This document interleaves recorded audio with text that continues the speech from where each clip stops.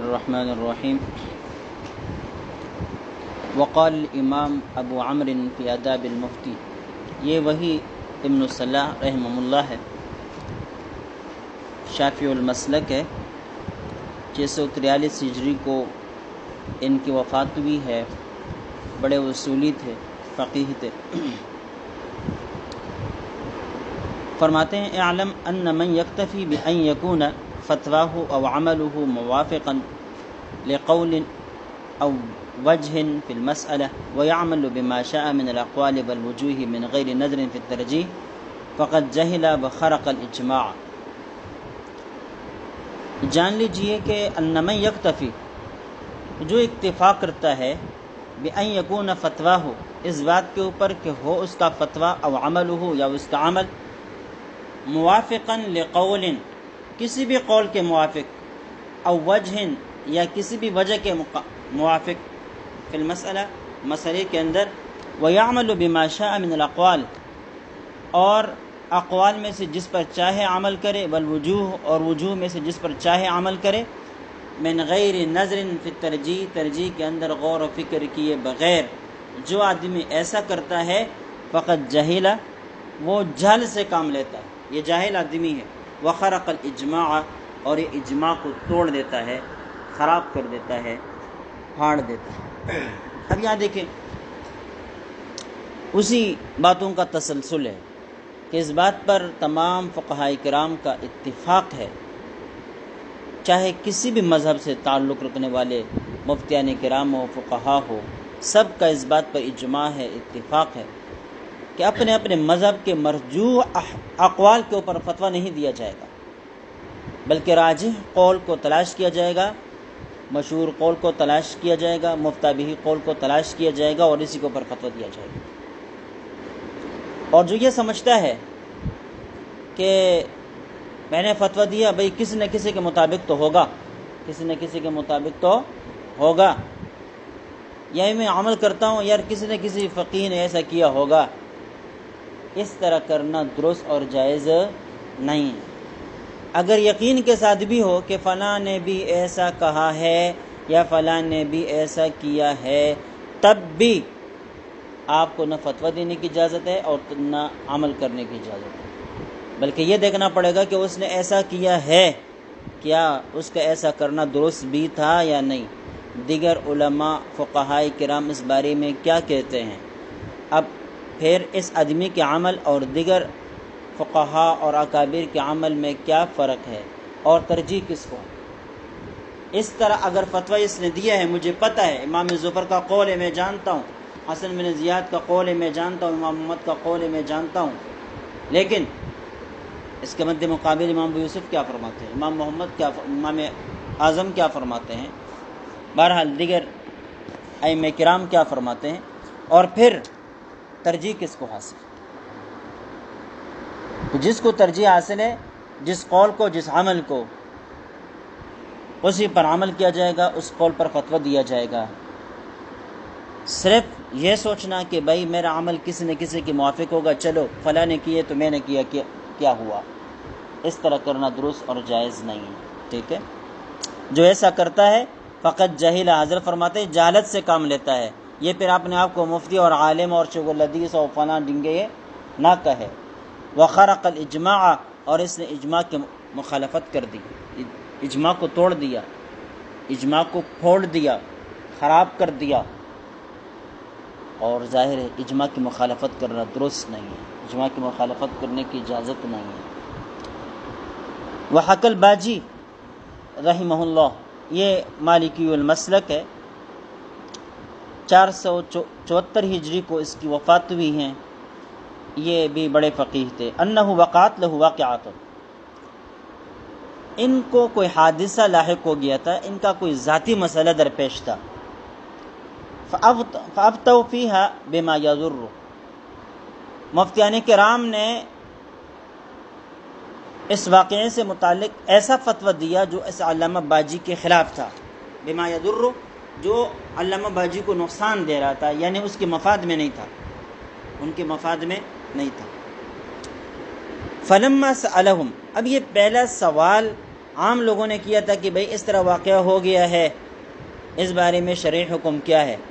اب اس زمانے کے اور اس علاقے کے جو مفتیان کرام تھے ان کو یہ پتہ نہیں تھا کہ یہ واقعہ علامہ باجی کے ساتھ ہوا ہے، علامہ باجی کے ساتھ ہوا ہے، ان کو یہ پتہ نہیں تھا۔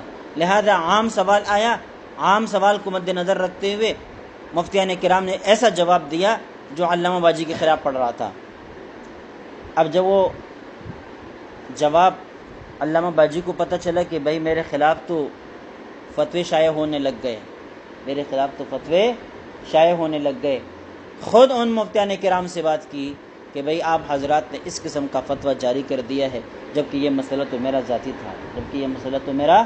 ذاتی تھا، قالوا ما علمنا انہا لک، ہمیں کیا پتہ تھا کہ مسئلہ آپ کا ہے، ورنہ ہم یہ فتویٰ نہ دیتے۔ وافتوہ بالروایت الاخری، تو انہوں نے دوسری روایت پر فتویٰ دیا، التی توافق قصدہ، جو علامہ باجی رحمہ اللہ کے قصد اور مفاد کے موافق تھے۔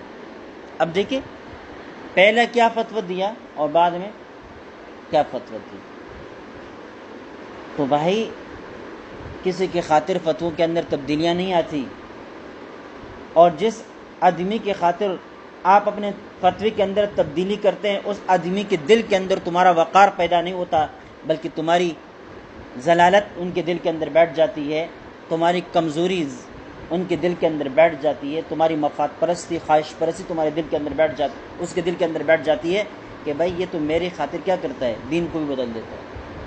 آج اس نے میری خاطر دین کو بدل دیا، کل کسی اور کا دوست بنے گا تو اس کی خاطر دین کو بدلے گا اور میرے خلاف کرے گا۔ آج دیکھ نہیں رہے معاشرے کے اندر کیا چل رہا ہے، سیاسی حالات کبھی کیا ہوتے ہیں تو سارے ایک لائن پر کڑے نظر آتے ہیں، اور جب وہ ہوائیں دوسری طرف پر چلنا شروع ہو جاتی ہیں تو پھر وہی مفتیان کرام دوسری طرف پر ہونے لگ جاتے ہیں۔ جو لوگ کل تک جن کی تعریفیں کرتے تھے آج کیا ہے، برات کے اظہار کرنے لگ گئے اور جو ہے معافیا مانگنے لگ گئے وغیرہ وغیرہ۔ تو جس طرح عوام میں یہ چیزیں ہیں، اس طرح جو مفاد پرست قسم کے ہمارے جامع میں موجود قسم کے لوگ ہیں، بڑے بڑے القابات کے سن ملقب ہے، ان کا بھی یہ حال۔ اب یہ دیکھیں علامہ باجی کے حق میں فتویٰ دیا نہیں دیا، پہلے ان کے خلاف آیا پھر ان کے حق میں آیا، لیکن علامہ باجی کا تبصرہ دیکھ، قال الباجی، علامہ باجی نے کہا وَهَذَا لَا خِلَافَ بَيْنَ الْمُسْلِمِينَ مِمَّنْ يَعْتَدُّ بِهِ فِي الْإِجْمَاعِ أَنَّهُ لَا يَجُوزُ، کہتے ہیں مسلمانوں میں سے جو قابل اعتبار قسم کے لوگ ہیں اس بارے میں کوئی اختلاف نہیں کہ اس طرح کرنا درست اور جائز ہے۔ آپ نے جب آپ کو پتہ نہیں تھا کہ مسئلہ میرا ہے، میرے خلاف فتویٰ دیتے رہے، جب میرے مسئلے کے بارے میں پتہ چل گیا آپ نے فتوی بدل دیا۔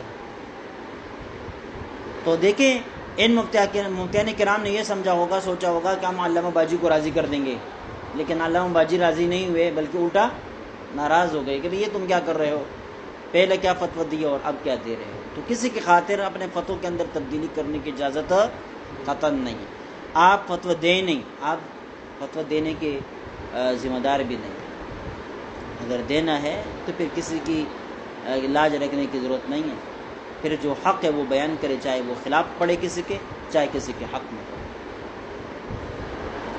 آپ ہمارے جو اکابر تھے، تابعین، طب تابعین میں مفتیان کرام تھے، قاضی حضرات تھے، انہوں نے کبھی ایسے فیصلے بھی کر دیے جو حاکمان وقت کے مقاصد کے عین موافق ہوا کرتے تھے، لیکن کبھی ایسے فیصلے بھی کر دیے جو ان کے مخالف پڑتے تھے۔ ابن عبد البر رحمہ اللہ بہت بڑے آدمی گزر چکے ہیں۔ جب مصر میں موالیوں کی حکومت آئی صلاح الدین ایوبی کے بعد، تو انہیں فتویٰ دیا کہ غلاموں کی حکومت درست ہی نہیں ہے، اور فتوے پر ڈٹ گئے۔ تو پھر ان غلاموں نے حضرت سے پوچھا کہ طریقہ کار کیا ہوگا، تو کہنے لگے آپ قومی ملکیت ہے، آپ کے قوم کے بازار کے اندر بیچا جائے گا، کوئی آدمی تمہیں خریدے اور آزاد کر دے، پھر تم حاکم بن جاؤ۔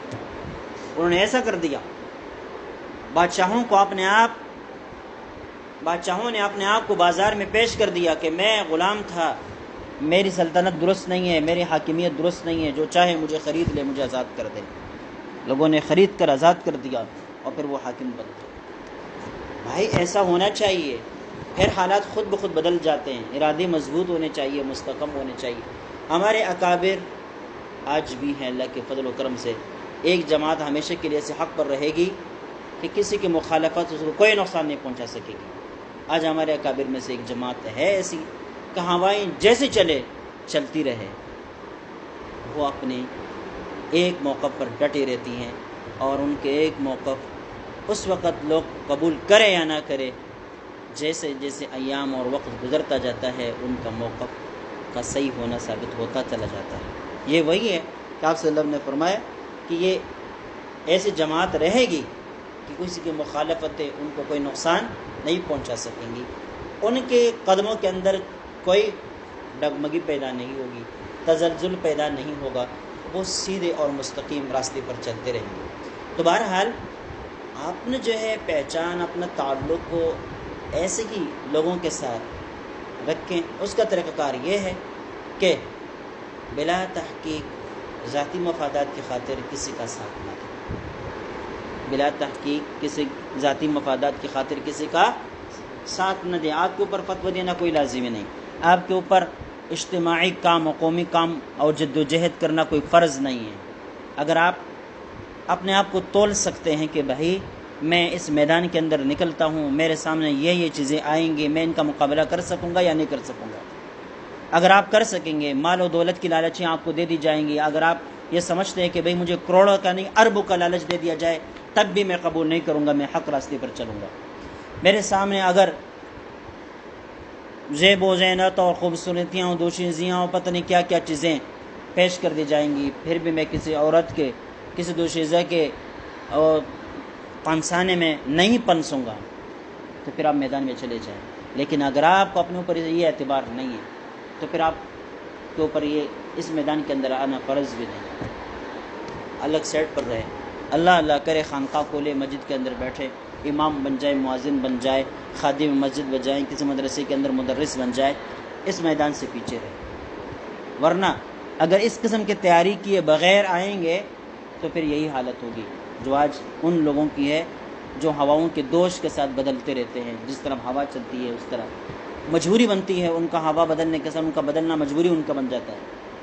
نہیں بدلیں گے تو پھر زندگی داؤ پر لگے گی، یا ان کی اولاد کو، ان کے خاندان کو، کسی اور کو نقصان پہنچے گا، برداشت کرنا پڑے گا، اور اس کے لیے وہ تیار نہیں ہوتے۔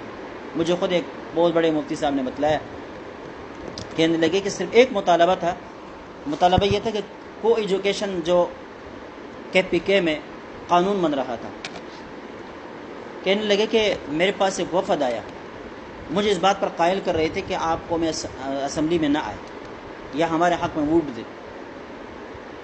کہتے میں ووٹ دینے کے لیے تیار نہیں تھا، باتیں چلتی رہی، منتیں کرتے رہے، آفرے کرتے رہے، بہت سارے کچھ،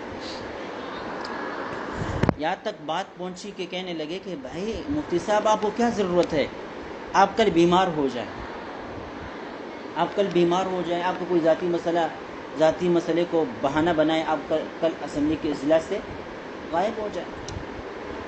اور کہنے لگے ڈیسک کے اوپر 23 کروڑ روپے کے ڈیر لگا دی، کوئی چھوٹی چیز نہیں، ایک غریب مولوی کے لیے بہت بڑی چیز۔ کہتے میں نے ان سے کہا کہ تم نے تو میرے ایمان کو بھی چیلنج کیا اور میرے غیرت کو بھی چیلنج کیا، کل میں سب سے پہلے اسمبلی کے اجلاس میں آپ کو نظر آؤں گا، اور پھر اس کو کامیاب ہونے نہیں دیا۔ تو اس طرح اگر ایمان مضبوط ہے کہ آپ اتنے بڑے آفر کو ٹکرا سکتے ہیں تو پھر جائیں، اگر آپ نہیں ٹکرا سکتے تو پھر ایک سیٹ پر رہے، ورنہ اگر ایک مرتبہ یہ پیسے آپ نے لے لیے تو زندگی بھر کے لیے غلام بنے رہو گے۔ پھر آپ سے کہیں گے کہ یہ کام کرو، کرنا پڑے گا، فلاں جگہ پر پریس کانفرنس کرو، کرنا پڑے گا، اس کے حق میں پریس کانفرنس کرو، کرنا پڑے گا، ورنہ کہیں گے کہ یہ دیکھیں آپ نے جو پیسے لیے تھے۔ صرف یہ طریقہ کار نہیں ہے، لڑکیوں کے ذریعے سے بھی آپ کو پھنساتے ہیں، آپ کی جگہ مہمان بنیں گے، آپ کے جو ہے نا جو ویٹر ہوگا، آپ کا جو خادم بنے گا وہ کسی عورت کو بنا لیں گے، کچھ دوشیزوں کو بنا لیں گے، پھر وہ آپ کے پاس آئے گی، جائے گی، بیٹھے گی، کام کرے گی، اور اس کے ویڈیو بنتا رہے گا، اور آپ جو ہے نا یہ ساری چیزیں کرتے رہیں گے۔ پھر آپ کو بتلایا جائے گا کہ فلاں کام کرو، نہیں کرنا ہے، یہ کیا کر رہے ہو، یہ کام نہیں کرنا ہے، یہ کیا کر رہے تھے، پھر کرنا پڑتا ہے۔ پھر اگر وہ کہے کہ فلاں مولوی کے صاحب کے خلاف پریس کانفرنس کرو تو مولوی کو بھی گالیاں دینے پڑیں گی، شیخ الاسلام کے خلاف پریس کانفرنس کرو اس کے خلاف بھی کرنی پڑیں گی، ہمارے حق میں کرو تو کرنی پڑیں گی۔ کل اگر آرڈر آ جائے کہ جس کی تم کل تعریفیں کر رہے تھے آج اس کو گالیاں دو تو دینی پڑیں گی۔ یہ چیزیں ہیں، تو کسی کے حق میں آپ فتویٰ نہ دیں جب تک آپ مکمل طور پر تحقیق نہ کریں، علی وجہ البصیرت ہو جائیں فتویٰ دیں، نہیں تو فتویٰ ہی نہ دیں۔ بھائی نہیں دے رہا ہوں میں، مجھے تشفی نہیں ہے یا میرے اندر یہ قابلیت ہی نہیں ہے کہ میں اس قسم کا بڑا فتویٰ دے سکوں، قومی فتویٰ دے سکوں۔ ایک آدمی نے مجھے ایک سوال بھیجا، بہت خطرناک قسم کا سوال تھا۔ مفتیان کرام کو ایسا فتویٰ جس کا اثر پوری قوم کے اوپر پڑتا ہے آسانی کے ساتھ نہیں دینا چاہیے، بالکل نہیں دینا چاہیے، اس کے لیے سوچ و بچار کرنا چاہیے اور اس کے بعد پھر فتویٰ جاری کرنا چاہیے۔ چھوٹے چھوٹے مسائل ہو، کسی ایک فرد دو فردوں کے ساتھ اس کا تعلق ہو تو وہ اگر دے دیا جائے تو کوئی مسئلہ نہیں ہے، لیکن جس مسئلے کا اثر پوری قوم پر پڑتا ہو وہ آسانی سے کبھی نہ دے۔ تو اس آدمی نے بڑی لجاجت کے ساتھ اور میں نے اس کو جواب دیا کہ بھائی یہ مسئلہ قومیت کا ہے، پوری قوم کا مسئلہ ہے، پوری امت کا مسئلہ ہے، اور ہماری اتنی بڑی حیثیت نہیں ہے کہ ہم ایسا فتویٰ دیں جس کا اثر پوری امت پوری قوم پر پڑ جائے یا اس کا خمیازہ پوری قوم کو بھگتنا پڑے، ہم ایسا فتویٰ نہیں دے سکیں۔ تو یہ چیزیں جو ہے یہ اہمیت کے حامل ہے۔ ابھی سے دل کے اندر یہ بات بٹھا دینی چاہیے کہ آپ جو فتویٰ دے سکتے ہیں اور اس کے تمام جو مفاسد آئیں گے، جو اثرات پڑیں گے، وہ مرتب شدہ اثرات کا بھی آپ مقابلہ کر سکیں گے تو آپ پھر دیں، ورنہ پیچھے ہٹ جائے۔ آپ کہیں کہ بھی مجھ سے بڑے بڑے مفتیان کرام موجود ہیں، آپ کسی اور کی طرف رجوع کریں، کسی اور سے فتویٰ لیں۔ بہرحال تو یہ علامہ باجی کے حق میں ان مفتیان کرام نے فتویٰ دیا، سمجھ رہے تھے کہ یہ کیا ہو جائیں گے، خوش ہو جائیں گے، لیکن وہ الٹا خوش نہیں ہوئے بلکہ ناراض ہوئے۔ یہ علامہ باجی کا مسئلہ نہیں، یہ ہر شخص کا مسئلہ ہے کہ تم اس کے خلاف پہلا فتویٰ دو اور جب وہ دوبارہ آ جائے فتوے کے اندر تبدیلی کر دو، تو وہ آدمی فی الحال جتنے بھی خوش ہو جائے گا، آپ کی جو ہے شاید قدر بھی کرے، اکرام بھی کرے، پیسے بھی دے، کچھ اور عزتیں بھی کریں، لیکن باہر جا کر کہے گا کہ مولوی تو بک گیا، مولوی تو بک گیا۔ اب بتائیے سمجھ میں کس پر بکا؟ مجھ پر بکا۔ تو اس حوالے سے موقف مضبوط ہونے چاہیے۔ قال فی اصول الاقضیہ، یہ اقضیہ نامی کتاب کے بارے میں علامہ سعید پالنپوری رحمۃ اللہ علیہ نے لکھا ہے کہ یہ کتاب کا ہمیں پتہ نہیں چل سکا کہ یہ کون سی کتاب ہے، کس نے لکھی ہے۔ بہرحال ولا فرق بین المفتی والحاکم الا ان المفتی مخبر بالحکم، مفتی اور حاکم کے درمیان فرق نہیں ہے، البتہ اتنا سا فرق ہے کہ مفتی صرف خبر دیتا ہے حکم کی، والقاضی ملزم به، جبکہ قاضی اس حکم کو لاگو کر دیتا ہے۔ حاکم سے مراد قاضی ہے، قاضی بھی جب فیصلہ کرتا ہے تو راجی قول پر کرے گا، مرجوح قول پر قاضی کو فیصلہ کرنے کا اختیار نہیں ہے۔ مفتی کو مرجوح قول کے اوپر فتویٰ دینے کا اختیار نہیں ہے، قاضی کو مرجوح قول کے اوپر فیصلہ کرنے کا اختیار نہیں۔ آپ کس جگہ جرگہ سسٹم میں بڑے بن جاتے ہیں، بشر قرار پاتے ہیں، فیصلہ آپ کے ہاتھوں میں آتا ہے، آپ حکم بن جاتے ہیں، حکم، تو آپ کی حیثیت پھر قاضی کی ہوتی ہے، آپ کسی مرجوح قول کے اوپر کوئی فیصلہ نہیں کر سکتے۔ قاضی میں اور مفتی میں اتنا فرق ہے کہ مفتی صرف حکم بتاتا ہے کہ یہ کام ایسا ہے، جائز ہے یا ناجائز ہے، کرنے کی صورت جائز صورت یہ ہے اور ناجائز صورت یہ صرف اس بات کی خبر دیتا ہے، اور قاضی حکم کو پھر نافذ بھی کر دیتا ہے۔ مثال کے طور پر جب حاکم فیصلہ کرتا ہے، قاضی فیصلہ کرتا ہے کہ فلاں آدمی کو یہ کام کرنا ہے، تو پھر اگر وہ نہیں کرے گا تو قاضی جبراً اس سے کروائے گا، قاضی جبراً اس سے کروائے گا۔ دونوں میں یہی فرق پتہ چلا کہ حاکمیت الگ چیز ہے، مفتی بننا، عالم بننا یہ الگ چیز۔ حاکمیت کے ساتھ انتظامیہ بھی وابستہ ہے، جبکہ مفتی کے ساتھ صرف اور صرف فتویٰ کی ذمہ داری وابستہ ہے۔ اب اگر حاکم اپنی ذمہ داریوں کو پوری نہیں کرتا اور مفتی اس کی جگہ پر آ جاتا ہے تو پھر فساد پھیلتا ہے. کیا پھیلتا ہے؟ فساد پھیلتا ہے. یہ برائیاں ہمارے اکابر بھی دیکھتے ہیں، ایسی بات نہیں ہے. فحاشی اوریانی، مسجدوں کے اوپر قبضے، ان کو گراؤ جراؤ وغیرہ وغیرہ، یہ ہمارے اکابر بھی دیکھتے ہیں. لیکن ہمارے اکابر نے اس قسم کے لوگوں کے خلاف احتجاج تو ضرور کیا ہے، لیکن نظام کو اپنے ہاتھوں میں نہیں لیا. اس طرح صحابہ کرام کی گستاخ، انبیاء کرام علیہ الصلوۃ والسلام کی شان میں گستاخی کرنے والے یہ مجرم ہے، قومی مجرم ہے، دین کے مجرم ہے اور کڑی سزاؤں کے مستحق ہے. اور اس کے لیے شریعت نے جو سزائیں مقرر کی ہے انہی سزاؤں کے مستحق ہے. لیکن کسی عامی کو خود یہ سزائیں جاری کرنے کا اختیار نہیں. اس طرح بدکار، رج اور کیا ہے، ڈاکو، چور، ان کے لیے شریعت نے باقاعدہ سزائیں مقرر کی ہے. قاتل کے لیے شریعت نے سزا مقرر کر دی ہے. کسی کو زخم پہنچانے والے کی مختلف صورتیں ہیں، قصاصاً زخم لگایا جائے گا نہیں لگایا جائے گا، وہ مختلف صورتیں ہیں، دیت کی صورتیں ہیں. لیکن اس کا فیصلہ حاکم وقت سے متعلق ہے.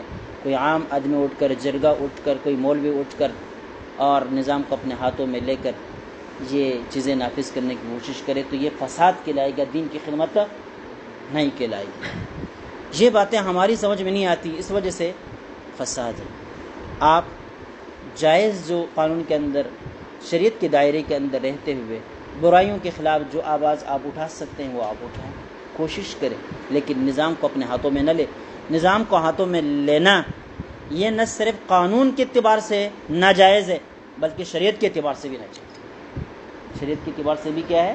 ناجائز ہے. اس سے فساد پھیلتا ہے. اور میں کہاں کرتا ہوں، شریعت کو فساد کسی بھی صورت میں قبول نہیں ہے. شریعت کی منشا یہ ہے کہ امن ہو، امن ہو. اب بے و شراء کے اندر دیکھتے ہیں نا، چھوٹی سی شرط لگا دی جائے جو منشا عقد کے خلاف وہ کہتے ہیں ناجائز ہے. جو ایسی شرط لگائے جو مبذی للنزاع کہتے ہیں ناجائز ہے، عقد درست نہیں ہے. کیوں؟ نزاع پیدا ہونے کا باعث ہے. تو جو چیز نزاع پیدا کرتا ہے نا، امن کو خراب کرتی ہے. تو جو چیز امن کو خراب کرے شریعت اس قبول ہی نہیں کرتی، کہتے ہیں یہ عقد ہی درست نہیں ہے، اس لیے کہ اس کا نتیجہ برا ہے، اس کا نتیجہ برا ہے. اس طرح حاکموں کے خلاف جد و جہد، اٹھنا، تحریک چلانا، بغاوت کرنا، اس کی شریعت نے اجازت نہیں دی ہے. بلکہ یہاں بتایا کہ فاسق و فاجر کیوں نہ ہو تب بھی اطاعت کرو جب تک کفر بواح ظاہر نہ ہو. اور ایسا کفر بواح جس کا اثر پوری قوم پر پڑتا ہو تو پھر اس کے خلاف بغاوت کی اجازت ہے، ورنہ اجازت نہیں. اور بغاوت کی اجازت بھی اس وقت ہے کہ جب آپ کے اندر اتنی قوت ہو کہ آپ اس کو ہٹا سکو.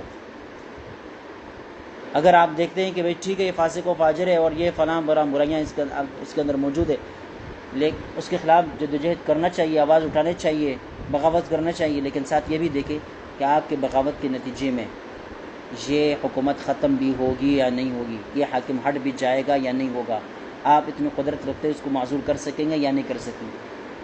آپ کے پاس اتنی بڑی تو قوت ہے کہ نہیں؟ اگر نہیں ہے تو پھر آپ کو خاموش رہنے کا حکم ہے.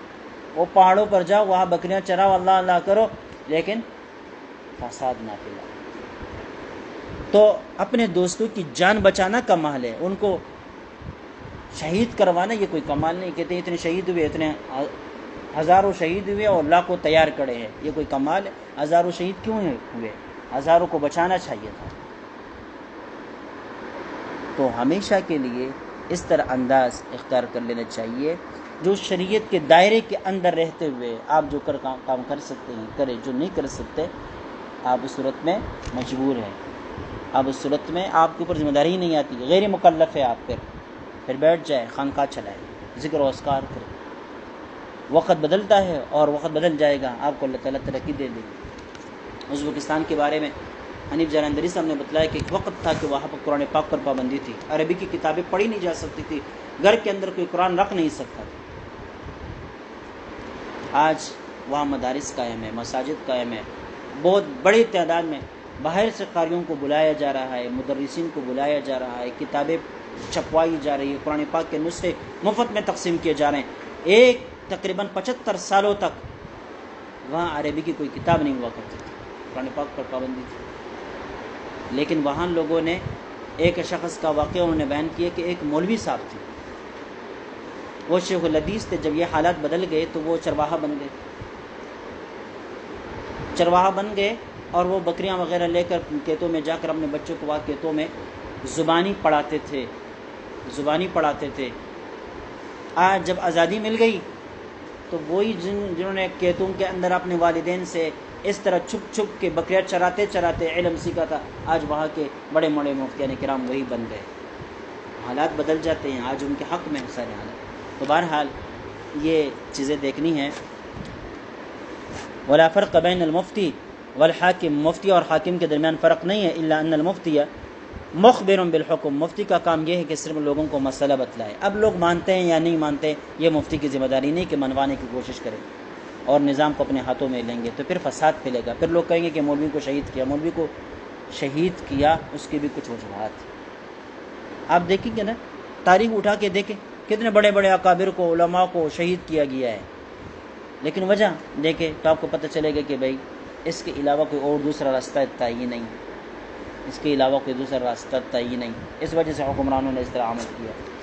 بہرحال ثم نقل بعد اما الحکم والفتیا بما هو مرجوح فخلاف الاجماع، پھر فرمایا کہ حکم کرنا، فیصلہ کرنا یا فتویٰ دینا بما هو مرجوح، اس قول پر جو مرجوح ہو، فخلاف الاجماع، اجماع کے خلاف ہے.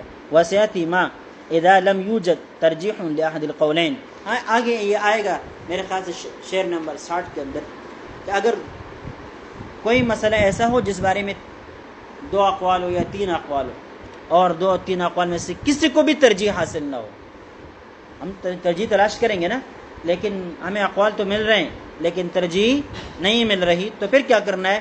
کہتے ہیں پھر جس پر چاہے فتویٰ دے سکتے ہیں. آگے جو ہے اس کی تشریح آتی ہے. وقولی عن اہلی، حضرت فرماتے کہ میں نے کہا کہ ترجیح ہو عن اہل ہی قد علما، کہ ترجیح کس سے؟ اہل ترجیح سے معلوم ہوئی ہو. تو یہاں عن اہلی کا لفظ آئی اہل الترجیح، یعنی یہ ضمیر لوٹتی ہے اہل ترجیح کی طرح، اہل ترجیح کی طرح. اشارۃ الی انہ لا یکتفی بترجیح ای عالم کان، اس میں اشارہ اس بات کی طرف کہ ہر آدمی کی ترجیح قابل اعتبار نہیں ہے، بلکہ ترجیح دینے والے کو دیکھا جائے گا کہ بھائی یہ اس آدمی اس پلے کا ہے کہ اس کی ترجیح کو قبول کی جائے یا نہیں کیا جائے. ایسا نہ کہ بھائی وہ بھی تو مولوی صاحب ہے، وہ تو اس طرح کہہ رہے ہیں نا، وہ تو بھی مولوی صاحب نہیں، وہ مولوی صاحب اس طرح کہہ رہا ہے کہ آیا وہ اس پایہ کے آدمی ہے جو اس مخالف مولوی کے مقام، مرتبہ اور منصب تک پہنچ سکتا ہے یا نہیں پہنچ سکتا. اگر پہنچتا ہے تو پھر ٹھیک ہے، اگر نہیں پہنچتا تو پھر اس کی ترجیحات کا کوئی اعتبار نہیں، اس کی ترجیحات کا کوئی اعتبار نہیں. فقط قال علامہ شمس الدین محمد بن سلیمان الشہیر ابن کمال بادشاہ. ابن کمال بادشاہ یہ 3 قسم کے آدمی مشہور ہے. ایک ہے ابن کمال، ایک ہے الکمال اور ایک ہے الاکمل. 3 الگ الگ ہے، لیکن اس میں کبھی کبھی انسان کو اختلاط ہو جاتا ہے، اشتباہ ہو جاتا ہے. تو یہ ابن کمال بادشاہ رحمہ اللہ جن کا یہاں نام ذکر کر رہے ہیں، یہ فقہائے احناف میں سے بہت بڑے امام گزر چکے ہیں، اور 1940 ان کی سن وفات. 1940 نہیں، 940 ان کی سن وفات ہے ہجری کے اعتبار سے. اور ایک ہے الکمال، یہ صاحب فتح القدیر ہے نا، یہ الکمال کہلاتا ہے، یہ صرف کمال کہلاتا ہے. اور کیونکہ اس کا جو لقب ہے نا کمال الدین ہے، اس وجہ سے صرف الکمال بھی کہلاتے ہیں، کمال بھی کہلاتے ہیں. اور ایک ہے اکمل الدین اور الاکمل بھی کہلاتے ہیں. کیا کہلاتے ہیں؟ جیسے کہ الکمال کہلاتے ہیں، ٹھیک ہے، تو اس طرح یہ الاکمل بھی کہلاتے ہیں. علامہ بابرتی رحمہ اللہ صاحب العنایہ، جنہوں نے ہدایہ کی شرح عنایہ کے نام سے لکھی اور فتح القدیر کی حاشی کے اوپر چھپی ہوئی ہے، وہ الاکمل کے نام سے مشہور ہے. لہذا 3 الگ الگ آدمی ہیں، ایک ہے ابن کمال، ایک ہے الکمال اور ایک ہے الاکمل. بعض رسائل میں یہ فرماتے لابد للمفتی المقلد ان يعلم حال من يفتي بقوله، کہ مفتی مقلد کے لیے یہ لازم ہے کہ جس مفتی کے قول پر وہ فتویٰ دے رہا ہے اس مفتی کے بارے میں اس کو علم ہو. بھائی میں کہہ رہا ہوں کہ امداد الفتاویٰ میں ایسا لکھا ہے، مولانا اشرف علی تھانوی رحمہ اللہ نے ایسا لکھا. تو اشرف علی تھانوی ہے کون بھائی؟ میں جب اسی قول پر فتویٰ دے رہا ہوں تو مجھے معلوم ہونا چاہیے کہ ان کا مرتبہ اور مقام کیا ہے. میں اگر کہتا ہوں دارالعلوم دیوبند میں اس طرح لکھا ہے یا وہاں کے مفتی عزیز الرحمان صاحب کا یہ فتویٰ ہے، تو مجھے معلوم ہونا چاہیے کہ یہ مفتی عزیز الرحمان کس پلے کے آدمی ہے، کس درجے کا آدمی ہے، کس مقام و مرتبے کے آدمی ہے. مقام مرتبے سے مراد نہیں ہے وَلَا نَعْنِي بِذَلِكَ مَعْرِفَتُهُ بِاسْمِهِ، یہ مراد نہیں کہ آپ کو اس کا نام آتا ہے، یہ نہیں. وَنَسْبِ یا اس کا نسب آپ کو معلوم ہے. وَنِسْبَةِ إِلَىٰ بَلَدٍ مِّنَ الْبِلَادِ یا جس شہر کی طرف اس کی نسبت ہے آپ کو یہ پتہ ہے کہ وہ فلاں شہر کا ہے، فلاں نام ہے، فلاں خاندان سے تعلق رکھتا ہے، یہ مراد نہیں ہے. کیوں؟ إِذْ لَا يُسْمِنُ ذَلِكَ وَلَا يُغْنِي، اس لیے کہ یہ چیزیں کوئی انسان کو موٹا بنا دیتی ہے نہ کسی کو مستغنی بنا دیتی ہے. بل معرفته فی الروایہ، بلکہ یہ ہونا چاہیے کہ وہ آدمی روایت کے اعتبار سے کس مقام پر ہے. وہ اگر اپنی کتاب کے اندر لکھتا ہے کہ امام ابو حنیفہ نے اس طرح لکھا ہے تو آیا اس کے حوالے کا اعتبار کیا جائے گا یا نہیں کیا جائے گا؟ امام ابو حنیفہ آج سے 1300 صدیاں پہلے گزر چکے ہیں. آج میں کہتا ہوں کہ امام ابو حنیفہ نے اس طرح فرمایا تو بیچ میں تمہیں واسطے میں چھوڑ دیتا ہوں، میں جو دارک روایت نقل کرتا ہوں آج مجھ پر اس بات کا اعتبار کیا جا سکتا ہے کہ میں صحیح کہہ رہا ہوں یا غلط کہہ رہا ہوں، میری یہ روایت درست بھی ہوگی کہ نہیں ہوگی؟ اگر آپ کو مجھ پر اعتبار ہے تو ٹھیک ہے، آپ پھر میرے قول پر فتویٰ دیں، لیکن آپ کو اس بات کا اعتبار نہیں ہے تو پھر کسی کو فتویٰ دینے کا حق نہیں. تو نسب، حسب، نام وغیرہ کا مسئلہ نہیں، ایک انسان کے علمی مقام و مرتبے اور ان کی صداقت، ان کی دیانت اور علم کے بارے میں ان کی پختگی کو دیکھ کر اسی قول پر فتویٰ دیا جائے گا. وَدَرْجَةِ فِي الدِّرَایَہ، درایہ کے اندر اس کا درجہ اور مقام کیا ہے یہ جاننا ہوگا. وَطَبْقَةِ مِن طبقات الفقہاء، اور فقہاء کے طبقات میں سے جس طبقے کا وہ بندہ ہے وہ جاننا پڑے گا. لِيَكُونَ عَلَى بَصِيرَةٍ وَافِيَةٍ فِي التَّمْيِيزِ بَيْنَ الْقَائِلِينَ الْمُتَخَالِفِينَ، تاکہ یہ مفتی علی وجہ البصیرت ہو جائیں وافی مقدار پر، کس میں؟ فی تمییز بین القائلین المختلفین، مختلف قائلین جو ہے ان میں باقاعدہ طور پر وہ تمیز کر سکے کہ اس کا یہ قول ہے، اس کا یہ قول ہے. میں اس پر فتویٰ دے رہا ہوں اس لیے کہ اس کے اندر یہ صفات موجود ہے، یہ صفات موجود ہے، اس پر پورا اعتبار کیا جا سکتا ہے، اس پر پورا اعتبار نہیں کیا جا سکتا. وقدرت کافیۃ فی ترجیح بین القولین متعارضین، اور اس طرح قدرت جو کافی ہو ترجیح کے لیے بین القولین متعارضین، دو متعارض اقوال کے درمیان کس کے لیے؟ ترجیح کے لیے، اور اس کو قدرت حاصل ہو تو ایسے آدمی کو قول پر فتویٰ دیا جا سکتا ہے، ورنہ نہیں دیا جا سکتا. چلیے